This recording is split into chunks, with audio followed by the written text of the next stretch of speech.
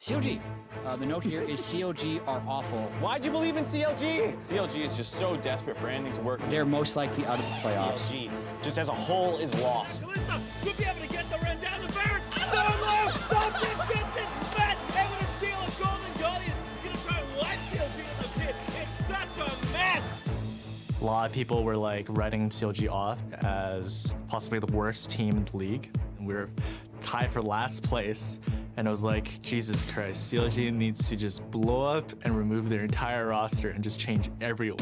They're now tied for last place and are pretty close to being locked into missing their first ever playoff. It's gonna be a tough road ahead.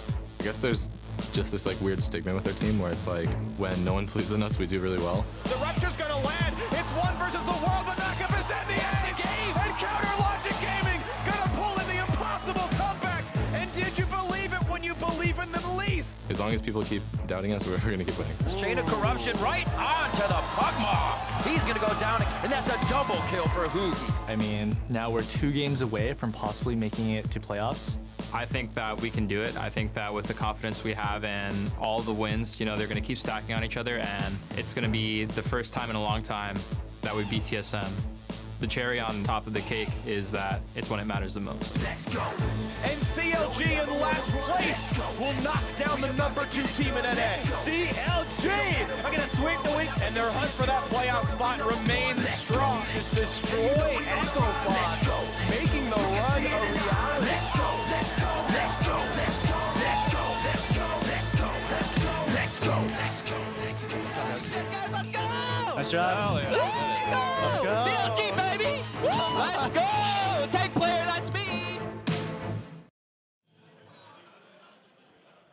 Welcome back to the LCS Countdown. We've made our way back out to the stage one more time to utilize this big old TV to talk about some junglers here in the North American LCS, the one role that we haven't broken down into a tier list. So here they are, Mark and Jat's jungle tier list for this split. And our usual reminder at the top, this is based off performance, and this time through the first 8 weeks of the split. And I felt like this one was a little difficult to do. The top 4 was easier than the bottom 6, which is usually it's harder to rank the top. Yeah. And it's also one of the more team-dependent roles. Junglers often look very bad if their team is struggling to get priority in lanes. And recency bias was one thing I had to watch out for a lot, trying to take the entire split into account. So some of those bad weeks early on in the split still matter a lot. It's a good point, especially when a couple of our top teams are struggling. That said, both of you have Dardoch occupying that #1 position on the list. Let's talk about him. Yeah, despite the recent struggles that Echo Fox has been facing, Dardoch has been a pretty consistent member for the team, and he is an absolute beast in getting his team leads. He has the highest jungle proximity against him, meaning that his laners generate a lot of pressure. People try and stop their laners from pressuring so hard, and then he does a great job covering them. He also camps their lanes. He gets these huge counter ganks off while invading a lot. Yeah, and we award OP5 at the end of every week. Dardoch has been the OP jungler 5 times in 8 weeks, so he has been head and shoulders above every other jungler this split. That's an unreasonable number of OP5s, but second on your list, Jad, is actually Skarner of C9. Yeah, and a lot of people were wondering whether or not going to C9 could unlock Skarner to play more like he wanted to play, and I think in a lot of ways that is true. He's been invading a lot, still dying, but dying a lot less and in less destructive ways for his team, while generating a lot of pressure. And when you look holistically at C9's early game, they've been very consistently able to get first turret, get a lot of early pressure, have very good objective control, and I think Skarner's a pretty big part of that. The only thing you can say to detract from him is those kind of deaths that you were mentioning, but he still also has the highest forward percentage of junglers, which basically indicates invades, and so he invades a lot, does a lot for his team, and sometimes gets caught out and punished. Right, taking risks, sometimes gets punished. That said, you've actually got Meteos occupying the second slot, so give me the differential there. Yeah, I think that's the big thing that we were just talking about, those isolated deaths that tend to crop up. Meteos has none. He's almost never caught out of position, never in the wrong place, is a huge playmaker for the team combined with aphromoo. The two of them are the reason that 100 Thieves get their early leads more often than not. And recently, as last week, we're seeing that he can go topside if he needs to. And Jad, let's be honest, this was a guy that people had some concerns about coming into the split, right? Would there be motivation issues? Would he be able to return to form? But we are seeing a bit of a Meteos of old. Yeah, I think in a lot of ways, as far as being in safe places, I think the aggression that he would have had back in 2013, taking over games, isn't quite there, but he has played really well. On the flip side, though, another veteran that we had high expectations for, Smithy, right? One of the top junglers in 2017, sitting in 4th on your guys' list, so knocked down a peg. Yeah, and I think a lot of this has to do with inconsistency and him not really finding a consistent lane to get ahead in a frequent manner because I said consistent a lot. Right. But he goes top lane. He doesn't necessarily snowball impact. A lot of times his bottom lane is left unprotected and they die a lot. So it's difficult for xSmithy to find those successful cases, but for someone who was so great last split, you would have expected a little bit more, but he's still solidly at 4th. And that's why, we were talking about this being a very team-centric role. I don't really think Smithy is worse than he was last split, but Immortals had a very clear play style on what they wanted to do. Doesn't feel like the case on Team Liquid, so he hasn't been having the same impact in games. Another player that's taken a step down from last split to this split is Contracts. As a rookie, he impressed us quite a bit on Cloud9. This time around on Golden Guardians, not as hot. And you guys actually have a little bit of distance between him, even though your lists are pretty similar. This is probably the biggest difference on the list, and it's only 2, so you can see how we kind of aligned on this. But he has not very impressive stats. He tends to fall behind the early game. XP, CSD, goal differential, whatever you want to point at. He doesn't have strong laners, but he also had a lot of deaths early on in the split and was one of the key factors in why they were struggling so much. He's also a key factor in their resurgence, so he deserves his credit for that. Yeah, and I think even though Contracts has had some bad games, I give him a little bit more credit for having the good games when I don't think his laners have been performing that well. It is incredibly difficult to play jungler from behind. That's, if you think back to last year, why we had LirA so high on that old Envy team is because a lot of the time his lanes weren't doing well. The only thing I'd say is that's why the bottom 6 are so difficult, because everyone has something that they do well, like Reignover's jungle pathing is great, but his team fighting is awful, and he has the highest isolated deaths. Everyone in the bottom 6 has these kind of back and forth points. Now, in Week 9, players are also going to have to deal with the transition to 8.5. This is a patch that brings in a number of changes, so I want to go through some of them now. What are the most notable changes that you guys see? Swain! Woo! Hey, everybody, we're going to get some Swain. The biggest change, there's a lot with him. Basically, every ability got changed, but the one that is important is this W's radius got increased, so that you can actually land this consistently now, and that's a huge deal, going from 3 abilities to basically 4, especially when it interacts with his passive and other things. And the fact that he can be played in mid or top lane. There are not that many flex picks that are currently in the meta. Swain is going to be one. Zoe's also back in a lot of ways, which makes banning a very interesting phase. I want to kind of call attention to the double nerf between Warmogs and Cinderhulk here, because last patch, any tank jungler would just go Cinderhulk into Warmogs, hit that health threshold to be able to get the regen from the Warmog's armor, and you can't do that anymore. Not only is Cinderhulk less max health percentage of a buff, but the Warmog's also takes a lot longer to turn on. So there's a chance that that actually completely changes the jungle meta in the long term with more Warrior or Runic Echo junglers, and that'll have some pretty big implications if that happens. On top of that, Olaf was already seeing play and bans. He gets a small buff, so probably even more playable. We did see some rune changes for the ADC position, but Mark, I know that in the Academy League, we haven't really seen that amount to much. Yeah, I mean, they generally mirror each other pretty closely, and there wasn't that much increase in press the attack despite the buff. And good old Cloud Drake. Nice buff. All right, moving on to predictions, though. This time around, we decided to bring in a special guest. Jat was sitting at a 60% prediction rate. Mark, you were at what? I was like, not 60, exactly. But we decided to bring in somebody who was at 60% from across the pond. Deficio lent us a hand, giving us predictions. Let's take a look. Well, well, well.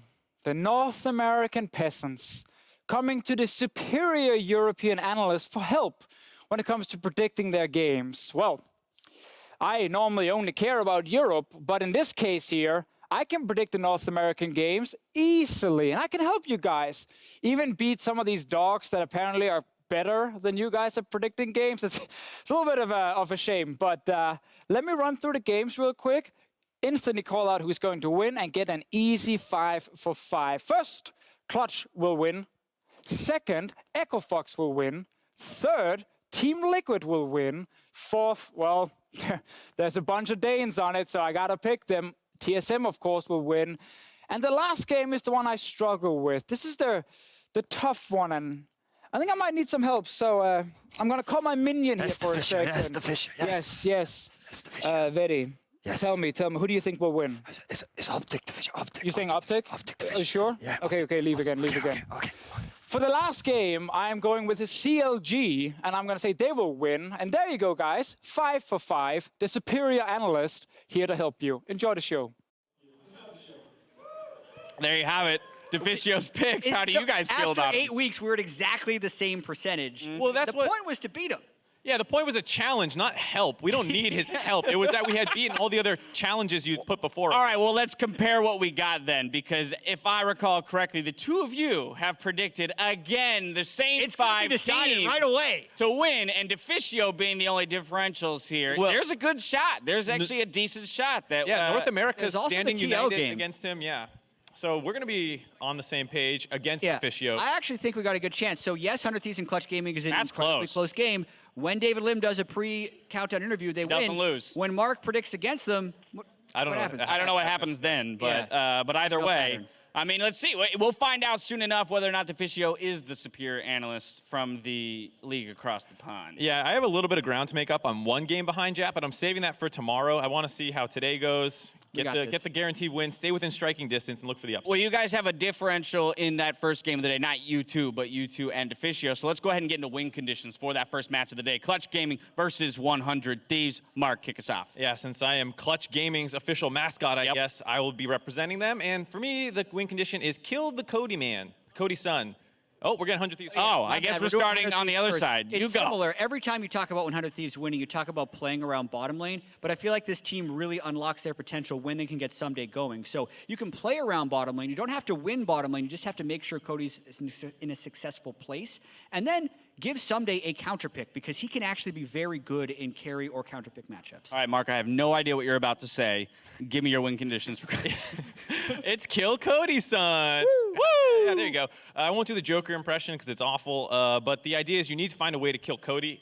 He has been the superstar carry for this team. Afro and Meteos do a lot to get him ahead, but once he gets those leads, he runs with it pretty effectively, so they need to find a way, get to Cody. Apollo and Hakuho like doing counter picks, so that should align well with what they like doing anyways. Just need to make sure they execute on it. Again, it's a third place battle, but with implications of a possible first round bye. There's a lot riding on it for both of these teams, both being new orgs as well to the North American LCS. Yeah, and a lot of my predictions in this game does come down to trends. We had that line for Clutch Gaming where they beat everyone below them and lose to everyone above them. They violated that once by beating Echo Fox, but then they turned around later that week and lost to Team Liquid. 100 Thieves is another team they lost to the first time they played, and I think 100 Thieves has gotten a lot better since then. And that victory over Echo Fox, like Echo Fox have been struggling a lot recently to the point where you're starting to see some changes come in with their lineup, so it's hard to read too far into that as how much was like Clutch Gaming really stepping up and beating someone above them versus a struggling opponent. 10 games left in the regular season. We get 5 of them today. It's time to get into that first one, so we're going to toss up to the casters to get into the games.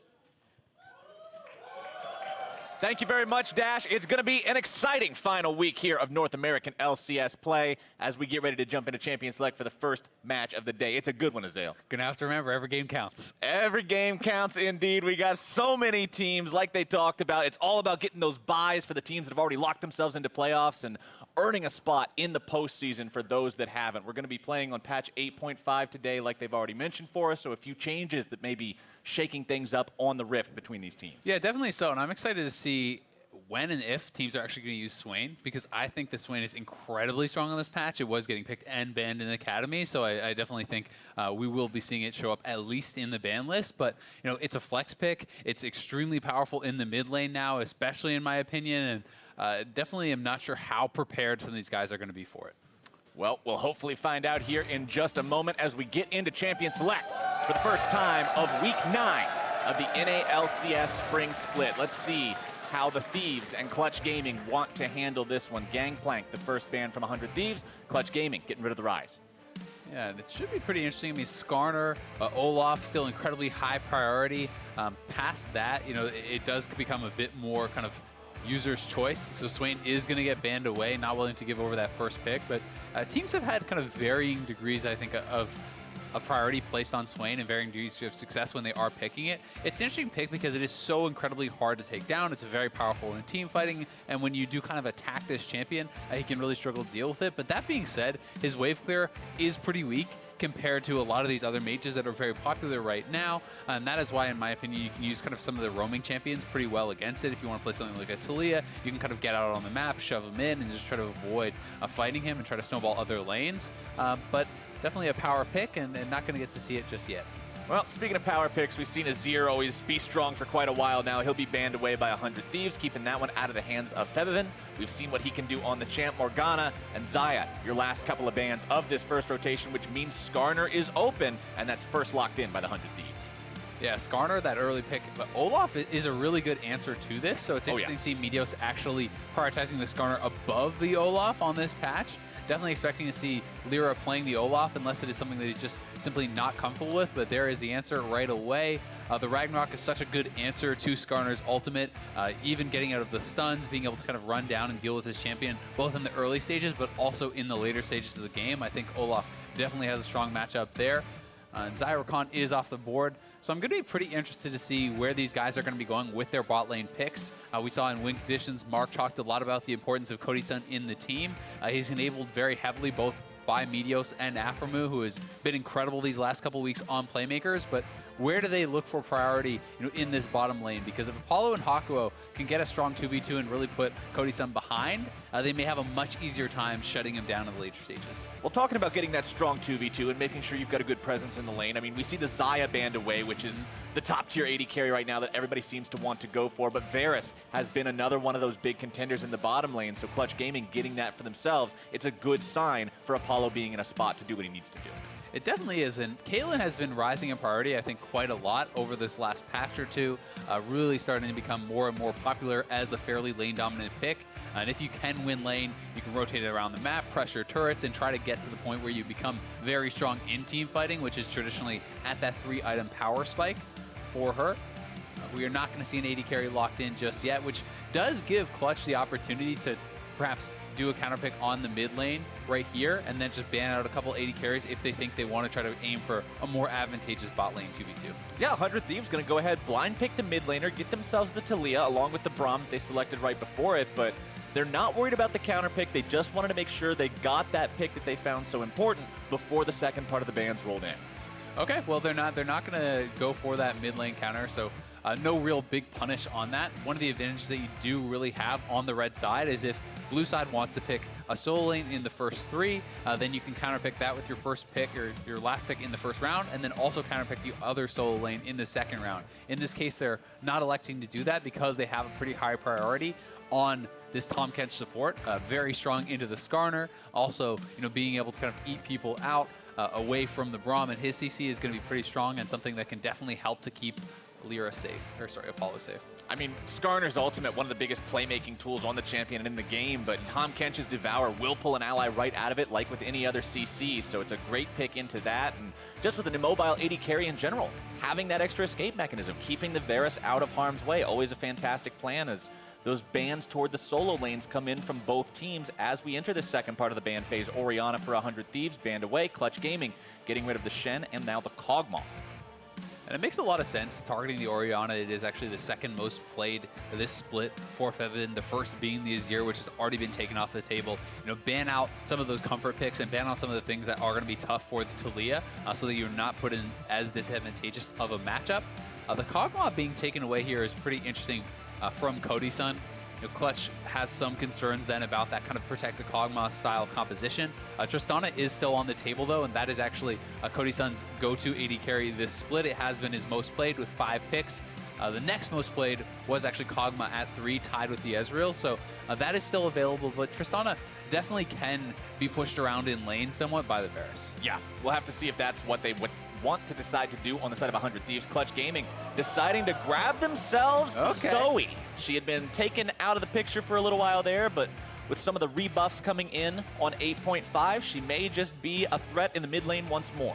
Yeah, definitely not back to, I think, her kind of overlord status as she was in the past, where it was always going to be banned away or early picked. But it is strong again, and Febiven certainly is someone who can pilot this champion, has already played it once earlier on in the split, and the Caitlyn comes out, as we talked about earlier. It makes a lot of sense, I think, especially because the Tristana can struggle into the Varus. Caitlyn is someone that can answer and oftentimes exceed the laning power of that of the Varus. And there's a fair bit of dive here with the Olaf already, so being able to have that safety of the Caitlyn, having the long range, is going to be pretty helpful here. I mean, between Caitlyn and Taliyah, and you've got the Braum, there's a lot of disengage on the side of the Thieves and Clutch Gaming when you look at a Zoe throwing out bubbles and Varus able to create distance between himself and opponents through utilizing the ultimate, and even Kench. Plenty of ways to get out of a fight if your opponents pull the trigger for both teams here, as 100 Thieves goes with Cho'Gath as their final pick of the draft. And we did get to see a Darius come out from Ssumday last week. I'm not sure if we're going to get to see this from Solo or not. Lock it in. I would love to see him popping this out. Oh, all right. Unlucky. It's going to be the Gnar. So pretty standard stuff here coming out of Solo. Ssumday, on the Cho'Gath, this is becoming more and more of a common blind pick here for the top lane. It's just such a steady tank and someone who is really hard to kind of push around in lane. That being said, Gnar certainly can build fairly big advantages in that 1v1. It's just a question of, can you continue to build that advantage, or is the Cho'Gath going to stabilize? Because Cho'Gath is always going to have use in a team fight. You're always going to be able to contribute that ultimate and use your feast to kind of make your team win frontline versus frontline with that big true damage burst coming in on a tank. And Gnar, it's more difficult. You have to be able to find the big Mega Gnar ultimate. You have to be able to land those combos, or you have to be able to continually build your advantages in the side lane, or risk being less effective than the Cho'Gath. I'm talking about that feast with the Cho'Gath. I like the pick into the Olaf specifically because, I mean, he runs into the back line. Yeah, you're not going to CC him. You're not going to get him off of the Caitlyn or the Taliyah that way, but if he's dead, he's still not going to be CC immune because he's just on the ground. So having that extra burst, being able to get him out of the picture that way, I think it's a solid strategy here for 100 Thieves. Going up against Clutch Gaming, both these teams 10 and 6 going into week 9. Fantastic showing from both so far this split. Worth pointing out is actually Cody Sun rocking the cleanse here on Caitlyn, which is pretty atypical.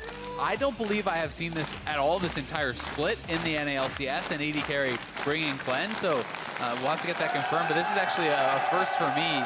And there is a lot of crowd control on this other team, perhaps really concerned about the Mega Gnar initiations, the Varus ultimates, the sleep there from Zoe and these sorts of things, but definitely not something you see often, and does make you quite a bit weaker, I think, in the early stages as far as if there is an all-in fight or those sorts of things. It's often hard to find value from that cleanse.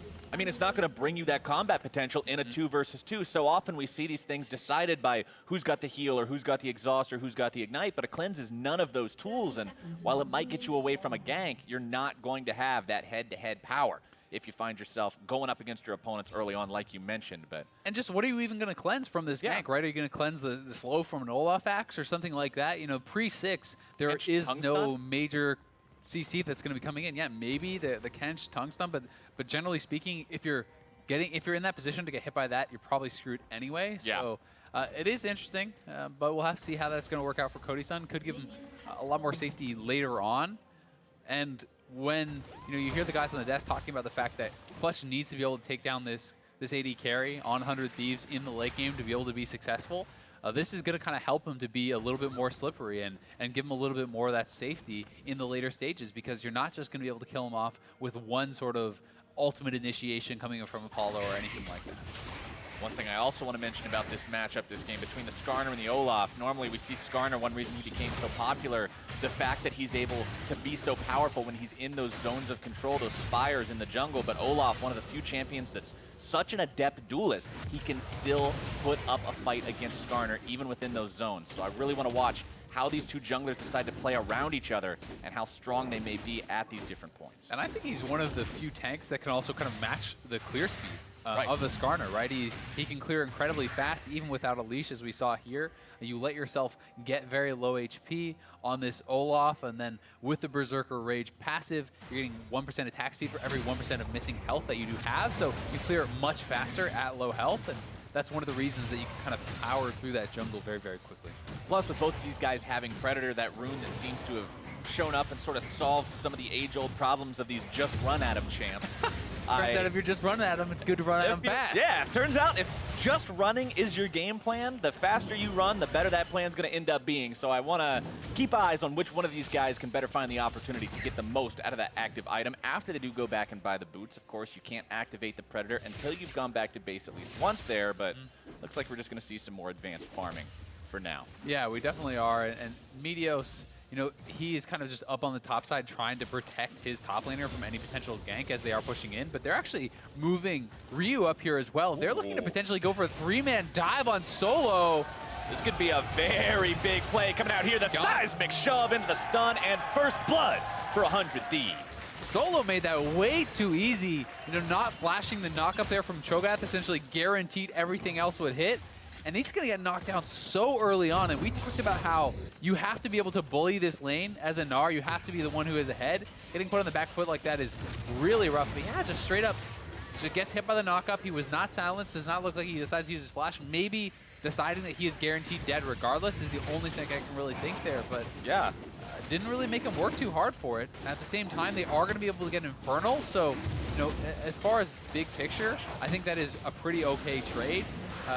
It's just concerning that this could affect the strength of Solo going forward in the game pretty heavily because he needs to be ahead, he needs to be winning, or the Cho'Gath is just going to be so much more useful. So we'll have to track how that lane goes. Right, that was not where the Gnar wanted to be, but at the same time, one of the earliest, if not the single earliest Elemental Drake take I have seen this entire split. But Clutch Gaming getting that Infernal early on, not going to have a huge impact right now. It is a percent-based bonus, and considering everybody's just sitting on a Doran's Blade or a Doran's Ring at this point in time, you're not getting much out of those percents. But if this game goes late, it could end up being a huge factor for Clutch Gaming. They are behind 500 gold. After that first blood with assist money goes the way of 100 Thieves, and we saw this last week, Azale. We saw 100 Thieves, this team that we normally talk about. Oh, Cody Sun's carrying, he's doing the damage, aphromoo making the plays, he's setting this all up. They played through Ssumday instead. They were on the top half of the map. They just sort of let Cody and Afro do their thing, but they played around Ssumday. They played around that top part of the map, and now it seems like they're focusing that again. Yeah, it is very interesting to see how they are deciding to play out this game. On the bottom side of the map, Apollo and Hakuho are actually doing very well in that 2v2. You can see they're establishing a farm advantage, and they are the ones actually pressuring Cody Sun and aphromoo. But for Meteos and Ryu to kind of commit those resources up to the top lane, I don't think that's a lane that you're looking to non-stop camp. I think that's a lane that you're hoping, hey, I affect this once early on, and this stabilizes it enough for the Cho'Gath that I can now ignore this for the rest of the game and focus elsewhere. And we'll have to see if that is really the way they want to play it, because generally speaking, Cho'Gath lane is not really where you want to kind of try to snowball it. It's just make sure that this guy is tanky enough and strong enough that he will not get bullied by the Gnar, and then now you've kind of removed a lot of the effectiveness of the Gnar for the rest of the game. Nice aim there by Ryu in the mid lane, able to find the seismic shove onto Febiven. We talked about how this Zoe fell out of popularity after the nerfs hit her pretty hard a while back, removing her from pick ban status. But now that she's back in the mix, it's up to Febiven to make sure he can land those big combos. I mean, this is one of those champions that creates situations that it can be so hard to push against just because of how effective she is. One misstep and you're in trouble. Yeah, definitely so. The Sleepy Trouble bubble, over the wall, catching out a carry can be so concerning, and it can set you up for the one shot. aphromoo can obviously look to try to block some of that out with the Braum shield. Cody Sun and Ryu are both going to have cleanses to help to deal with that. And you're going to have a Cho'Gath and a Skarner kind of in the front too, trying to make that more difficult for Febiven. But he will have his opportunities to kind of find those big combos and to take over team fights. And I think so far Ryu has just tried to play it in a way that is just avoiding his opponent. You just shove it in with Taliyah, you avoid interacting with this guy, and you threaten roams. And that's kind of how you create a lot of pressure on the map as Taliyah without necessarily being able to really threaten killing your opponent. It's the Taliyah bread and butter, right? It's not about that 1 versus 1 potential. It's all about the ability to have that threat somewhere else, whether it's top lane, whether it's bottom lane, especially now that the ulti is up and running for him, we might see more playmaking being done. And that's a big reason why you see the emphasis on all this vision on the top side river here from 100 Thieves. You can see they've cleared, a lot of the wards out. They have a number of wards all along this river, because now anytime Ryu goes into fog, Solo has to play as though Ryu is coming. So you have to give that respect over, which sometimes means sacrificing farm, which means sacrificing, a winning trade and these sorts of things, because you have to show respect to the fact that Taliyah could show up very, very quickly. And that's why it is so important to just always threaten the roams, even if you're not willing to commit to it. And right now you can see him doing that kind of on the bottom side river. He pushes in the wave. You always want to go somewhere else and make them think about the fact that you can. We mentioned how the mid laners had the ultimates available and ready to go. Junglers now have those tools running in the kits as well. We'll have to see if that ends up turning into a fight anywhere around here. Meteos and LirA will be aware that each other's around, and this is what I was talking about earlier. Even though this is the Skarner Spire, this is the area where he shines, and he's able to fight most champions. He sees LirA, he wants nothing to do with it. He concedes control of the Scuttlecraft. Yeah, you definitely have to be wary of that, because your crowd control really means nothing, and that is where so much of Skarner's power comes from. And the Ragnarok just says, well, no, that doesn't actually do anything against me. So we'll have to see where Meteos is going to elect to go. It is difficult when you can't necessarily pick the jungler. The Tahm Kench can deny a lot of that. There's more limited options. And one of the big things you saw right there, a lot of pings coming out from Clutch Gaming right on top of Meteos as he captures that point. Remember, you can see it on your mini-map even if it's not warded. This is so they're Captain very Fire's aware. this is the biggest problem, one of the biggest problems with Skarner. The fact that that gives away your position always. So if you're capturing those spires, you have to be cognizant of the fact that you're giving your opponents your position like that. So Meteos, they know where he was as of a couple seconds ago. But mid lane, it's still going to be about shoving those waves out for both these champions. Once some of that wave clear potential comes online, that's one of the big hits that they had on the Zoe, right? The wave clear getting hit, because she was always so good at just instantly killing the back line and making it so she could shove, but not quite as easy to do these days. Yeah, definitely not, but it's also not as weak as it had been when she completely disappeared. So just, in a little bit of a middle ground now, and it remains to be seen just kind of how strong she will be and competitive in these coming weeks. But game has certainly stabilized. You can see the bot lane lead has not really materialized into anything too big. Apollo going back, building towards that Rage Blade, has all his components, and we're going to see Cody Sun, getting his buy off here very shortly. And it looks like, across the map, things are pretty stable. You definitely would say things are in the favor of 100 Thieves, though, as it is actually the Gnar behind on farm. It is the Gnar behind on pressure, thanks in part to that early gank on the top side. And I want to harken back to what you were talking about earlier when you said the tank farming speed in the jungle and how Olaf can match the Skarner, who normally outpaces everyone else. It is LirA who has that farm advantage right now over his opponent in Meteos. Both these guys working on getting that Cinder Hulk up and running, but LirA has opted into the Chilling Smite first, just to make sure that he has that extra chase potential. Meteos getting more of the raw stats with the Bomby Cinder. Yeah, it is pretty interesting, too, because you do sometimes see people going Red Smite on this Olaf, so it is a little bit back and forth, people electing to choose one or the other.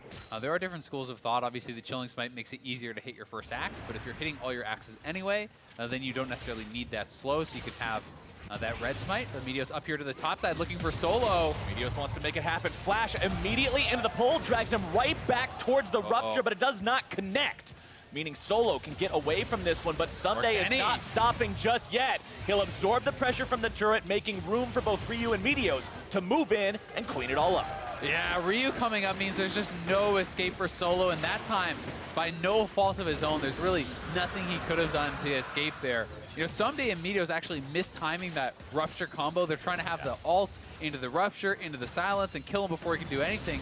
He even gets away from that, but with 3 men coming in, no real chance for him to survive, and that means top turret can be pressured, and it's again just right back to the top side. So Flash ultimate there onto Solo. Needed to start channeling that Rupture faster, but Solo actually is able to flash out of it. The Silence misses there as well, but then they decide, hey, Ryu's coming up. We can just dive this regardless. Ssumday doesn't even have his ultimate, but he can just tank this up for his opponent, and kind of allow Ryu and Meteos the time to get in there and deal the rest of the damage. And this is feeling a lot like Deja Vu, Azael, because right as 100 Thieves make the 3-man play to get the kill top, their opponents instantly respond, grabbing the Drake, so that's another one of those neutral objectives over to Clutch Gaming. Ocean this time instead of Infernal, so more useful right now, less useful later on. But they're not giving away anything for free. Every time Solo's dying, something is going their way for it, so they're going blow for blow with it. And it is really nice to see them make those trades, and if the top laners were reversed, if it was actually a Cho'Gath on the side of Clutch, I would think that they're getting way more out of this, because it's okay if the Cho'Gath is behind. I just do question, is it okay to get this behind when it is the Gnar versus the Cho'Gath, because the Cho'Gath is going to scale better, is going to be more easy to execute on the team fights and all of these sorts of things. So that's kind of what is throwing a wrench in the gears of these trades, where you would normally say, yeah, of course you want to give a kill for an Infernal, that's fine. But in this case, it's going to be tough, because Ssumday is going to be this immovable object in the top lane. And, if you're not getting turrets, if you're not pressuring this guy, he's going to show up to the team fight, and he's just going to be worth so much more than the Gnar. As you said, you pop Ragnarok and you Predator in there on the Olaf, and he just ults you, everyone focuses you. Great, you're immune to CC, but you're instantly dead. You're gone. You're already out of the picture. And one thing I also want to touch on real quick here, as we're talking about where the gold leads are and who's going to be ahead and behind in these team fights, you can already see the QSS being purchased very early for Febiven. He wants to respect what Meteos may be able to do with those pulls and even get out of some of the other CC, but paying that tax means you're 1,300 gold effectively behind. Yeah, and he will get something from the MR. It's not like it's completely useless, and you can use it on other things here or there, but that being said, as far as combat stats, as far as offensive power, he will be certainly much weaker, and it means that he's going to complete his Seraphs that much later, or whatever he wants to go for first here. So it's definitely going to be an advantage for Ryu, who is much closer to that finishing point. You can see LirA, though, working kind of on these neutral objectives. This has been mostly his focus so far this game, but he's going to be spotted, and that probably means he's going to have to flash out, which should just be 100 Thieves getting this.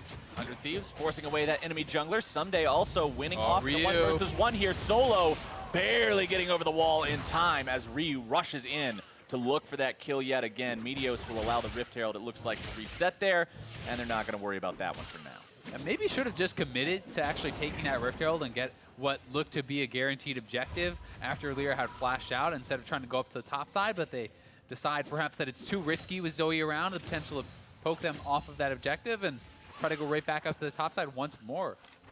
Well, at least they got the flash for free out of the Olaf, right? We're talking about 2 champs in the Olaf and the Skarner. That's here again. Oh, could have a problem. Ooh, feels bad, man. Solo, this is not where you want to be, my friend. All right, let's see if the second time is a charm. They got the silence first. Nope. Missed the rupture, and he gets away. I mean, at this point, that's pretty poorly done, honestly, from Ssumday to mistime that twice in a row. It's not that hard to do. They're trying to threaten the dive here, but Solo and Mega, all right, it's timing out. They're going to go for it. Not in Mega any longer. They should have the damage here. The feast comes through, and Solo is out of there. 0, 3, and 0 on the Gnar. Ryu comes up as reinforcements. Febiven and LirA won't get anything out of this one on the back end of that play. They want to try to defend the turret, but it's such low HP. Yeah. I don't think it's going to be very easy to do that right now. I think there's just no chance. With it a couple hits away, even if you start attacking them, they can focus the turret, then turn for the fight. So, Chunky are going to come out, though.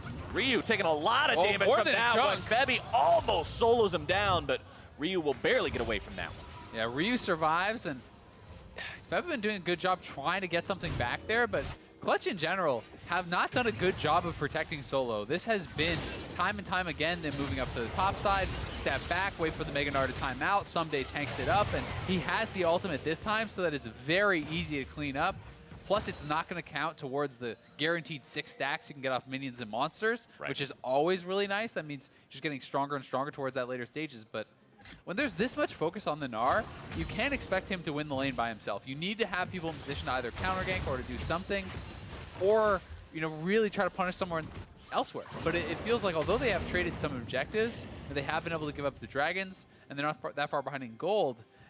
I'm kind of disappointed in the fact that LirA hasn't even really attempted any ganks. Right, LirA 0, 0, and 0 on this Olaf. You talked about when he was doing the Rift Herald how he was controlling the neutral objectives, and that's been his game, and there's nothing wrong with that, but when your top laner's in the spot he's in, things can get a little bit dicey up there. Hopefully for Clutch Gaming's sake, they can get something going here soon. You've got the next Drake spawning in about 25 seconds. It will be the 3rd different kind we're seeing this time. Garage sale of Drakes early on here in this first game of the day. Clutch already with 2 under their belts. Might be able to take control of the area, establish that priority for the 3rd. They do have themselves the Scuttle Crab right now. Drake only 10 seconds left on spawn, but Ryu does have that shove we were talking about, so it's very easy for him to get that wave underneath the enemy turret. And Ssumday just walks right down, right? He has already knocked down that first turret up in the top lane. Now he has rotated down towards this dragon, so this should be another guaranteed one. And a feast stack. You want to see them give this over to Ssumday to just get him even stronger at this point. That's going to be, feast stack for Cho'Gath. He's already going to be sitting at 6 stacks, and 2 of them not being minions and monsters, so he can get a guaranteed 8. Now they're looking to throw the dive here. Hakuho going to ult him out. Hakuho tries to get away, but just barely gets himself stopped. Now he tries to use the Devour. Once again, popping everything in the arsenal to keep Apollo alive, and he will do so. Counterattack from Clutch Gaming, able to find some damage onto multiple members. Cody Sun going to be taken low as Ryu gets taken out first. LirA coming in from behind. aphromoo is stuck. Cody Sun is gone. And Clutch Gaming punishes 100 Thieves. They just flipped the game on the head, and now the ultimate is up for Hakuho. He's looking for the chase, but finally, Clutch are able to react to one of these dives. They see it coming. They're able to get in position, and hilariously enough, the slow ult out may have actually allowed them to turn that around, because I think had Apollo jumped into Tahm Kench's belly a little bit faster, they would have got out scot-free, but they wouldn't have been able to actually turn around and get those kills. So just like that, Clutch battle back. They get 3 kills. They're going to get the mid lane turret, and they are now up in gold in this game. Let me tell you about Hakuho, man. This guy knows how to make plays on support. Once again, going in, wants to get the Devour, gets the stun. There we go. Gobble, gobble, gobble, gobble, gobble. Get out of there. Ssumday gets a taste of his own medicine. Yeah, that's not going to feel too good, getting dove like that. So much CC coming in. And And now, I mean, no one is up on the top side really to answer Solo just yet either, so they're going to send Ryu up there. As mid lane turret has been knocked down, he's going to try to collect this farm. But that is such a big swing in the game here for Clutch, and really everything kind of felt like it went wrong in that dive for 100 Thieves. If we get to see that replay again, here it is once more. They spot this coming out on the ward just now. They're trying to react to this, and Apollo a little bit of hesitation. Not sure if he would have actually completed the animation either way. But Apollo and Hakuho do a really good job surviving, waiting a long time. The gray health barely coming out, the heal as well. Apollo just barely surviving. Hakuho just barely surviving. Solo in the Mega Gnar, so critical in that fight, coming in at just the right time, able to get a lot of CC down, and they cleaned up so many kills there. That has got to be a really big confidence boost for Clutch. Such a swing in momentum for a team that we just got done saying, hopefully for their sake, they can make a play soon. Yeah. It seems like they haven't coordinated anything, and almost on command, they launched the counterattack exactly as it needs to be done to put themselves up 1,000 gold ahead of 100 Thieves. I mean, that's the risk when you make those sorts of dives, right? If you don't execute it properly, if it is not perfectly orchestrated, you go from a situation like that where you could have maybe instantly killed both the bot laners to them both barely surviving and then everything starting to turn around. So it's these small margins that can make such a difference, because if you eliminate Apollo and Hakuho from that fight right off the bat, they probably can't get turned around. And they were so close to doing it. And remember, this is the last week of regular play for North American LCS Spring Split. That means that going into next week, you're going into your postseason. You're going into those big quarterfinal matches. And if you can come off of this week feeling confident about your team, feeling confident about the calls you make and how that synergy you have works together, it could bode very well for you in that. And conversely, if you aren't feeling good, if things are feeling really uncoordinated, or bot again, it could go bad. Hakuho might be in some trouble here. Going to be knocked up into the air. Glacial Fissure comes down. Meteos, not even needing the ultimate just yet, gets the stun down. Flash forward, but he underestimates what can be done by the Tahm. Kench. Still won't matter. Ryu swoops in, able to grab himself that kill, and 100 Thieves gets themselves two. And nicely done, just right back to the scene of the crime. They know a lot of the key summoners are going to be still down, so this time there's no way for Clutch to really get out. Ryu even holding onto that ultimate for a long time, perhaps trying to scout out if others were coming down, but when he commits to it, they get another couple kills. They're going to knock down this turret and regain some control in this game. What a close game between these two squads. Gold being traded back and forth in small leads. Trouble Bubble finds its way onto Cody Sun, who's not going to be hit by the follow-up. Happy about that one as LirA gets thrown back by the power of the seismic shove. Still pretty tanky on that Olaf. Not too worried overall.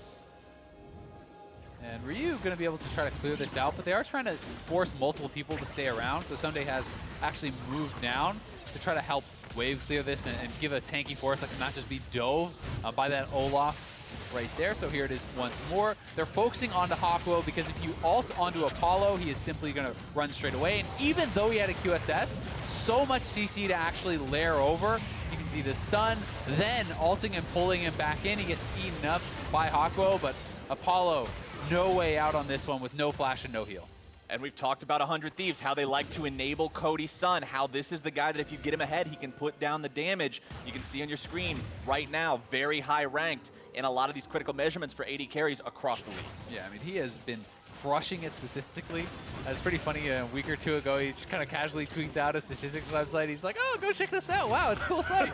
By the way, I'm first in every category, but he has been doing really well. And 100 Thieves looking for another one. Whoa, nice shove. Two-man shove coming out there as Hakuho has to eat up the Olaf to keep him alive. Drowsy on two Meteos. He will get away just fine. They're not going to look to find anything off the back of that one. 100 Thieves goes for that, but not quite finding what they're looking for. You can see QSS picked up here by aphromoo, so a lot of early QSSs. People really concerned with double cleanse, QSS, even aphromoo switching to a cleanse with the QSS. People are very concerned about the CC and what that can mean when you have that Zoe sleep, when you have the Varus initiations and the ultimate coming out from the Gnar. That can be make or break in a fight. So really prioritizing, staying in control of their characters, staying in a position where they can, move around and have the utmost teamfight effectiveness. Infernal Drake live now, fourth Drake this game. Rift Herald summon in the mid lane, 100 Thieves using that as a distraction so they can grab the Drake. Exactly, you drop it mid lane, you're hoping to be able to get that turret, but even if you don't, you secure an Infernal for yourselves. They're able to even that up, so trading back on the Infernal is actually extremely important. Dragons have been prioritized very heavily this game. 23 minutes in, 4 already taken, an Infernal apiece. That is pretty much dead even in that regard, and it should be another stack, having gone over to Ssumday, who is now sitting at 9 stacks on the Cho'Gath. And I mean, he's at 4,200 health with 1 item completed, right? Like, that is insane. This is going to be a monstrous Cho'Gath, and once he gets that Warmogs, once he starts picking up more and more of these items, he's quickly going to be approaching 5,000 health, already at 4,500. And when you look at Solo, who has a Black Cleaver and is now working on tank items of his own to make sure he's viable in the team fights, there's nothing you're doing to the Cho'Gath at that point in time. Once you're in the side lane, this isn't the Gnar that bullies the Cho away and forces him back under the turret and makes you respond. Yep. Which it's got to be the game plan. Right? It's got to be the playmaking. And to Solo's credit, from behind, he did find that great TP to bot lane and turn around one of those fights with the Mega Gnar, right? And that's where Clutch got most of their kills. So it's not that Solo cannot find effectiveness in a big play. It's just that it's much harder to do so because all Ssumday has to do is kind of waddle in the team fight, absorb some damage, ult somebody, and you're doing right. aphromoo using that QSS to get away from the follow-up CC there after the Sleepy Trouble Bubble connects. Apollo threw out the ult to try to make sure they got the chain CC to grab the kill, but aphromoo thinking ahead. QSS is out in time to keep himself safe. Definitely does. QSS now here onto Apollo as well, so he is quite a defensive build, which also spells, I think, a little bit of trouble for how you're going to kill Ssumday. And it's not that it's, you know, an incorrect build, it's just that where do you get all your damage when it's a Wit's End and a QSS and tabbies? That's so much gold investment into defense. And, you know, Febiven here on the Zoe, that's not really much of a tank killer either, so it's going to be troublesome to take down this Cho'Gath for sure. Especially now that Ssumday has Warmogs up and running. I mean, none of the poke is going to do a lot, but Ryu has made his way into the fight. What an entrance it is! The bot lane is deleted, and Clutch Gaming, excuse me, routed from this as 100 Thieves move their way over towards the Baron pit. Yeah, they can run straight to the Baron 25 minutes in. They won't have the Feast to secure it, but it is a very short cooldown, so if they want to slow play it, they might be able to. Instead, they're just going to try to straight rush this down. Looks like Clutch is not even going to attempt to steal LirA right back into his own jungle. He's farming it up, smites the wolves, so this is going to be 100 Thieves Baron, and what a dominant team fight there. Baron, no contest. Ssumday left to defend things, and 100 Thieves are in a great spot after that fantastic collapse onto the bottom lane. Here it is once more. Ryu starting it out, has been everywhere on the Taliyah this game. Hits the seismic shove, pulling back Hakuho and Apollo, and then just deleted by the Cho'Gath. Apollo, no chance to really get out of that one. Gets knocked down so incredibly fast. And Ssumday is just monstrous in this game. The time that they put in to getting him ahead has paid off so many times over. And we mentioned last week when this same thing happened, when Ssumday was going off on the Darius, when he was just taking over the game like that. It's great for 100 Thieves when you're going into playoffs, when you're going into a situation where you're going to be in a best of 5 instead of a best of 1, to be able to say, we have multiple win conditions. We have multiple lanes we can play around and different approaches we can take to the game. That is a fantastic spot to be in. It totally is. You don't want to be one of those one-dimensional teams that is easy to prepare for, and when you don't know which lane a team is going to play through, which style they're going to be looking at, it's so difficult to actually get prepared for that, both as far as your in-game plan and as far as the drafting goes. And right now, 100 Thieves just pushing up mid lane, pushing up bot lane, looking to knock more turrets off the map and just increase this advantage. And for Clutch, it's got to be about the picks with Zoe, really, at this point. You need to find some sort of Sleepy Bubble trouble, burst someone down, but Ssumday is just going to get right in there. He's got the Righteous Glory. He's got the wall behind him. LirA forced to pop the ulti and flash away from that one. 100 Thieves gets some critical resources from their opponents, as well as taking down the tier 2 turret, and they're going to continue down bottom. And all that cost them was the Taliyah ultimate. Ssumday didn't flash or expend his ultimate or anything, so there's no chance to really defend this next turret, I feel. As 100 Thieves are moving up on this, I don't think you can even try to engage. It's going to be given. I mean, not only is this a Baroned up team, this is a Baroned up team with Taliyah and Caitlyn. That is not an easy back line to try to force an engage. Yeah, I mean, such strong siege potential. The Caitlyn can also be knocking that down incredibly easily. You have 3 big frontline tanks who can be standing in front and, you know, absorbing any skill shots coming in from Febiven.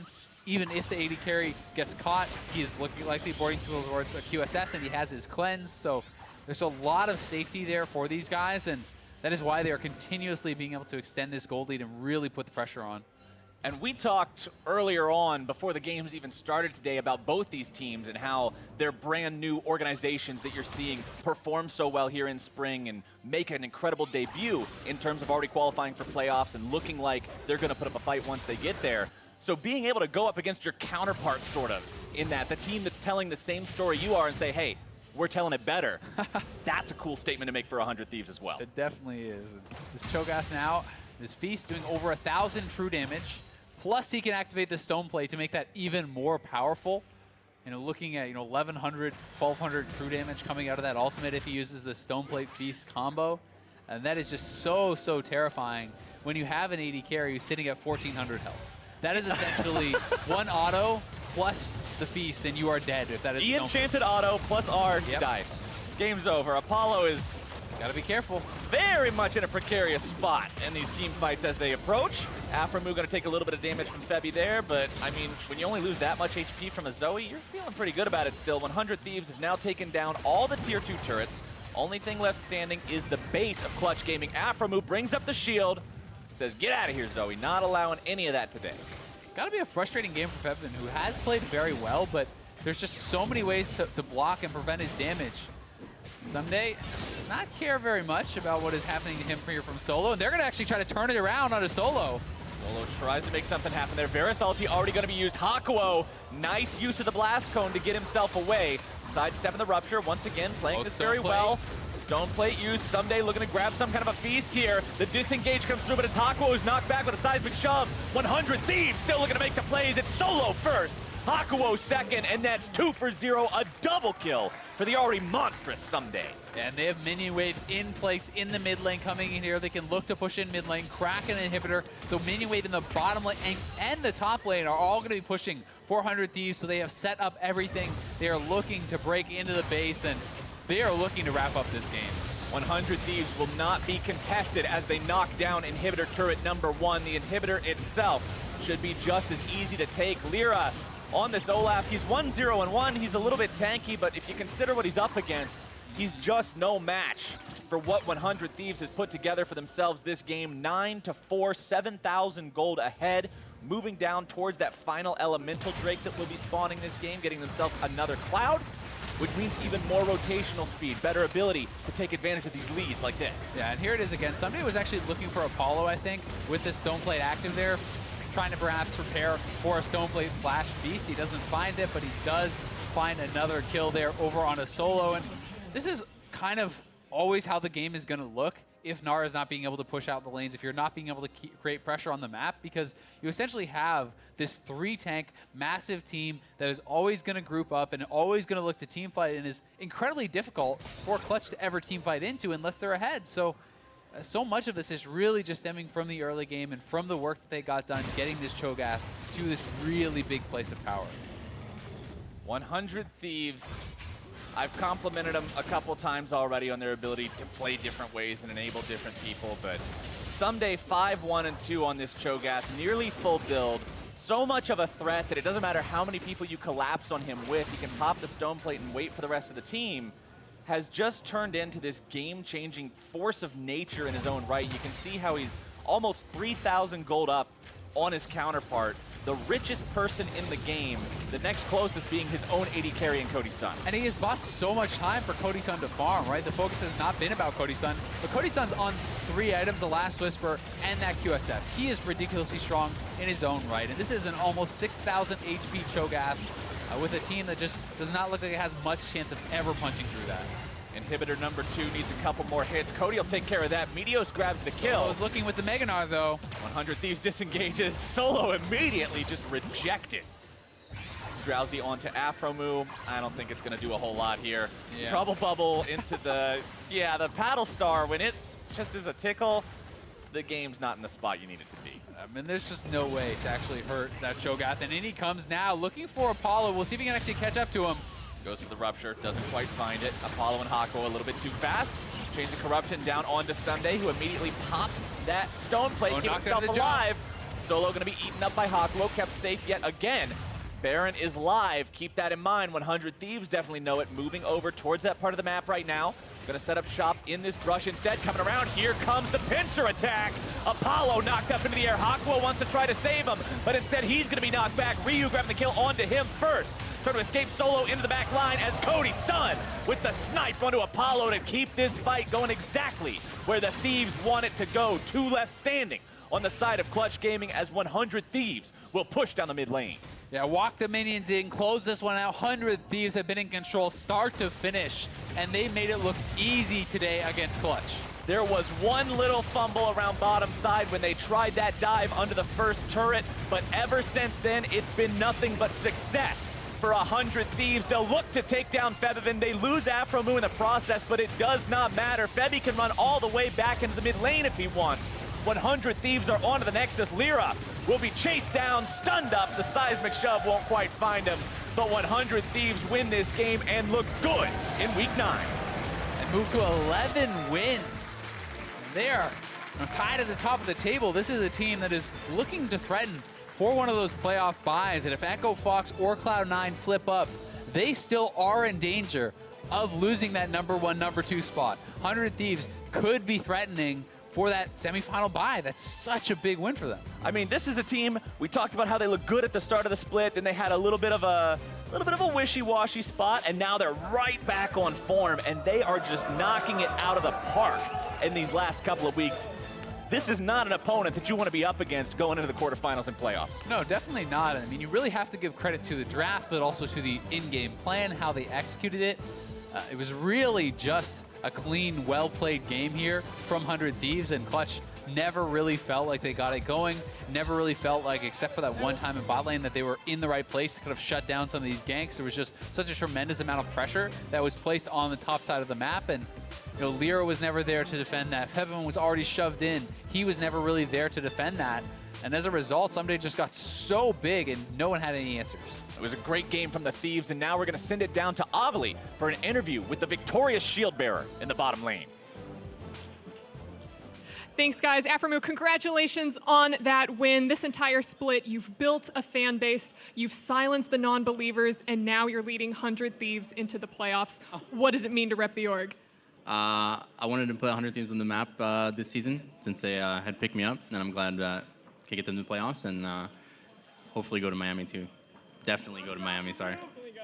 There you go, have the confidence there. And speaking of confidence, how confident are you and your teammates coming into the next few weeks? We put in a lot of hard work these past few weeks, and I'm excited to see how playoffs goes for every team. Usually most teams get a playoff buff and stuff like that, but our buff starts now. Buff starts now. Congratulations on that win again. Wish you the best of luck with that. And for more on the game, let's hear from the State Farm analyst desk. Thank you very much, Avli. 100 Thieves coming out on top in that battle between third place teams. Jat, you had said draft around Ssumday, around that top lane. Not only do they do that, they play around it as well. Yeah, and they definitely didn't kill the Cody Sun, which is what Mark wanted them to do. There was no action really from Clutch anywhere. It was always 100 Thieves forcing the issue up top. And the thing about these top lane plays, this first one really well executed, good early roam, everyone level 3. But after that, they started to not pull these too cleanly. You see Ssumday waiting a really long time before rupturing, so Solo can actually flash out. That's a pretty guaranteed chain CC to death combo, 0 to death, and they keep dropping the combo. Luckily, Ryu was doing a great job supporting this and able to follow up on these kills, but it showed that there was a lack of execution on really well conceptualized plays. Yeah, and you can kind of see it continue happening here when they're spending so much time going up here. Here's another one, rupture while he's suppressed. And then you can silence him afterwards, and then Meteos can stun after the E. But, to be fair, like, no one helps Solo after that. Yeah, where is LirA on this? They got a couple dragons as a result, but it's like, all right, your top laner's going 0-3. He's losing his turret at like 12 minutes. One Infernal Drake will not offset that, and LirA was unable to find any plays. Febiven, much the same way. He had tried to follow the roams a little bit, but not a ton of action out of him. So to put it plainly, 100 Thieves with the right idea, poor execution in some areas definitely could have been cleaner, but on the side of Clutch Gaming, kind of nothing happening. Just a lot of passivity. If anything, we roll to the bot lane soon as 100 Thieves tries to take their advantage there. This is the one opportunity for Clutch Gaming to get back into it. Yeah, and it's hard to make plays around a Tahm Kench. You can see why here. Hakuho tries to get them out, does not here. And this is where 100 Thieves, again, kind of has the right idea. Look at how long they had a 5v3 before the teleport even begins to be channeled, and then LirA comes in after they haven't killed Apollo, after they haven't followed down the turret. The rest of Clutch Gaming does collapse to get several kills. It felt like they were too precious with their summoner spells there. Absolutely. I mean, they all started walking away and kiting out of the turret before actually killing anyone, and then that ends up in the turret, ending up on Cody Sun. He gets chunked out, and finally, Clutch Gaming collapse around this play, and you get to see how 100 Thieves mis-executing results in Clutch Gaming getting back into the game, but they're still not doing anything of their own. So despite that, 100 Thieves just goes right back to making plays. Right, this just brings them back to even, essentially, when it comes to the gold advantages. So we fast forward to 25 minutes into the game. This is where 100 Thieves finally breaks the game open, finding a fight in the mid lane. Yeah, and they have a lot of tools to actually make the initiation. If a Rupture lands, if a Seismic Shove lands, if the ultimate from Taliyah funnels them into the right spot. And here, they're on a little choke plate. Seismic Shove and Rupture basically taking up the whole passageway with no summoner spells down because they've been making very rapid plays. Like, I do have to give credit to 100 Thieves for always having the map position to make all of those plays. Those were very rapid plays that they were making for them to work. From there to Baron to win. 100 Thieves now 34-minute sitting win. at 11-6. It is not unreasonable to think that tomorrow against Echo Fox, they could actually be competing for a first round bye. And it's coming out of players who we had, over the course of the season been criticizing a little bit. Ssumday really stepping up. They played completely around him this game to get their early game advantages. And it was Ryu who was the one who was really the X factor there. Meteos and Ssumday showing a lack of coordination a lot of the time, and Ryu was bailing them out. They wouldn't have got a lot of those plays off if he wasn't playing well. Yeah, and then Prawley as well, finding a good team composition, I feel like. And then also 100 Thieves having a very good game plan against Clutch. Because we got to see, even when there was about a 3,000 gold lead, there were mid lane, bottom lane support, all had cleanse, a 6,000 health Cho'Gath, and also a really tanky Skarner. Like, Zoe's not going to hit anything. Right. Varus isn't going to find any initiations. The fact that Clutch Gaming didn't snowball in the early game gave them no way to win. And 100 Thieves also had the upper hand in the early game. So even though this actually looked a little shaky, this was an incredibly solid win for 100 Thieves. All right, fair enough. The one thing we didn't really talk about, too, was the draft phase. With 8.5, we expected to see some changes. Swain on the ban table for the first game of the day. We saw the Olaf picked up, not to a ton of success this time around, and Zoe did make her way back into the meta. These are all kind of things we pinpointed, but I think the question will be how many teams have practiced things like the Swain pick and are going to be willing to pull it out here on day one of 8.5. Exactly, because the team that stuck more standard in the 8.4 meta was 100 Thieves. They looked very won, practiced. right? Yeah, they So- looked great on it. Taliyah is a huge comfort pick for them. The only thing Clutch Gaming had going was like, if Gnar gets big, he can split push, and that got shut down right away. So Clutch really kind of outdrafted a little bit and then really out-executed on it. And then to put a capper on it, too, right? We talk about Clutch Gaming, we talk about the line, and yes, it's somewhat of a meme and a joke, but in all reality, it continues to almost prove itself to be true, that teams that are competing in the playoff picture are very tough for Clutch to beat. And we see it here, kind of with that passivity and almost a cluelessness around how to win the game. It's strange because I think the way they play works against the teams that aren't in playoffs. It works really well. It's proven to do so. You're not going to fall behind. The worst teams aren't going to be making those plays against you, and then they're still really good players. I like all the guys on Clutch Gaming. I really like David Lim, their coach, but I think they still need to prove it in the playoffs. I know you didn't predict Clutch. They That's didn't why win they today, lost. Mark. No, I mean, yeah. come on. I guess We heard it from David Lim himself, right? That streak's broken. I didn't believe it. And the pregame interview streak is broken, of all things. Well, it's really just about the fact I wanted to beat Deficio. Oh, I was about to say, more We're importantly, one up on him more already. importantly, one up on Deficio. So the best he can do at this point is tie you guys at a 4-1 if you get that third game of the day. Can't beat Incorrect. the NA analyst stash. No, you can. Well, I don't know. You Analyzing might NA. be able Yeah. to. Now, with Clutch Gaming's loss, the possibility of a 6-way tie is now out the window. So we're stepping away when we return. Echo Fox fight for a playoff bye versus FlyQuest. Don't touch that browser. Oh, that's gone.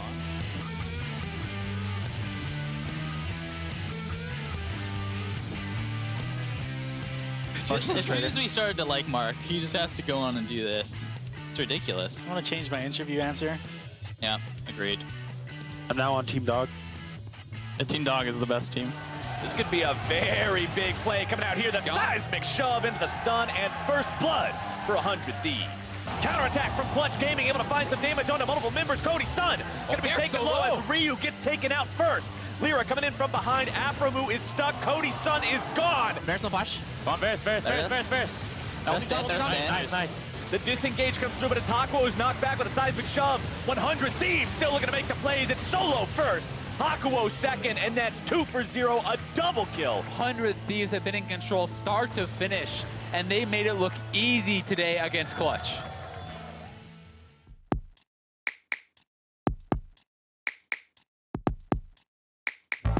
Welcome to Assist of the Week, presented by State Farm. Since we know the importance of lending a hand, we want to highlight players and plays that help the team bring home the big W. If you have a favorite assist from this week that you want us to highlight, tweet the clip with the hashtag NALCS and the hashtag State Farm Assist, and we may feature it in a future episode. So get out there and bring some support.